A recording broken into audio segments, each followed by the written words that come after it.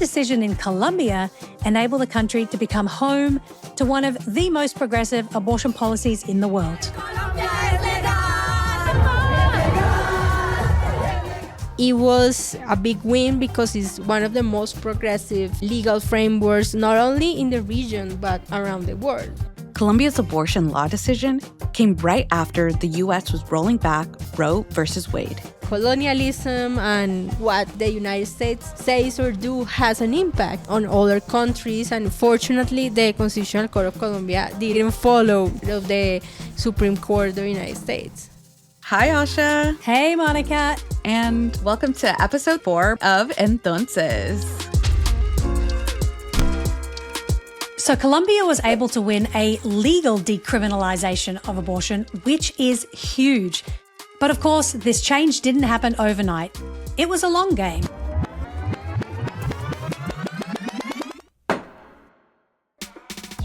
The first stage of the process at 2006 in the streets fighting for abortion was small.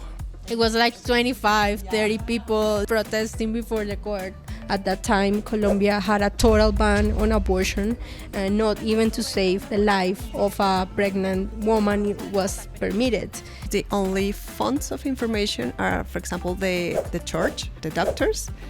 But with the process appear a lot of voices supporting the need of decriminalize abortion. It is a reminder for us here in the US that if we do want to follow the trend of nations who are progressing on abortion rights, change really can begin at our kitchen tables or in our DMs.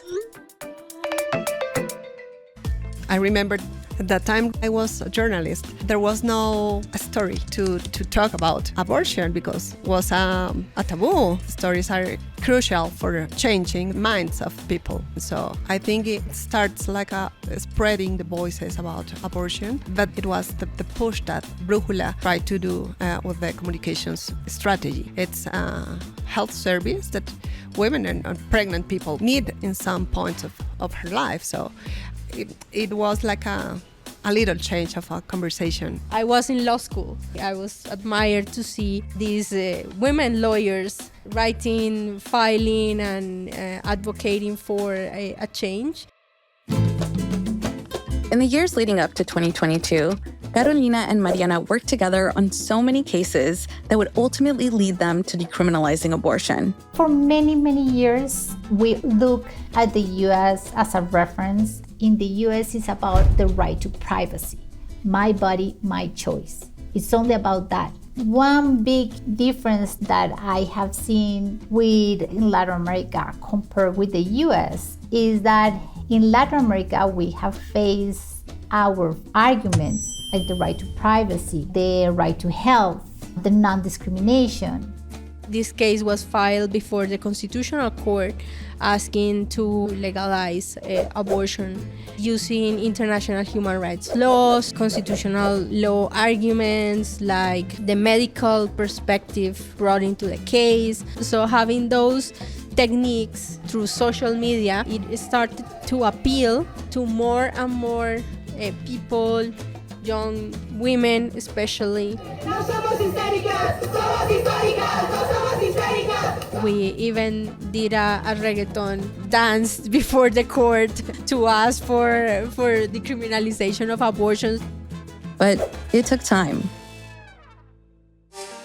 I love this notion of the green wave not just being a fight about legal wins, but leaning heavily on the mobilization of everyday people and the power we all have. Causta Justa is a movement in Colombia fighting for the reproductive freedom and autonomy of all women over their bodies and life. The collective includes organizations, activists, feminists, grassroots organizers, international organizations, health providers, scholars, and research centers throughout the country.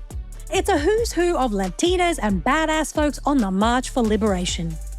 In 2020, there was a lot of people in the streets in front of the court, moving their los pañuelos verdes, and you see the difference in the process. Carolina and Mariana and everyone else in Colombia, they were waiting for the ruling. They had just filed the case back in September of 2020. But the process was unusually long. Regularly, these cases last like a year or less, but here we were in the beginning in 2022 and no decision made yet.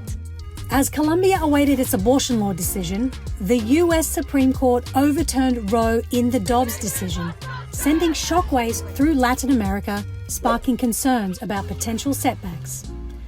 But Latin America is resilient in its fight for abortion rights.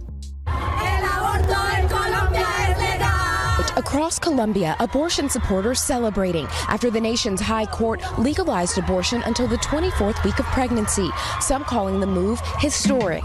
Victories never come that easy, and the feminist movement has always needed to find ways to find other strategies to win in Latin America.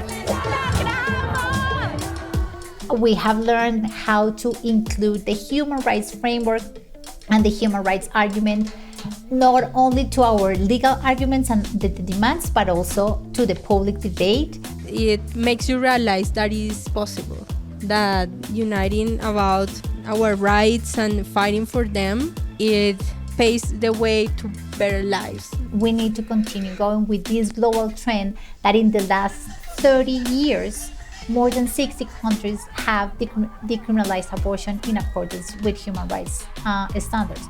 Now we have the opportunity to say reproductive rights are so important for democracy in the US to secure or not secure these human rights issues.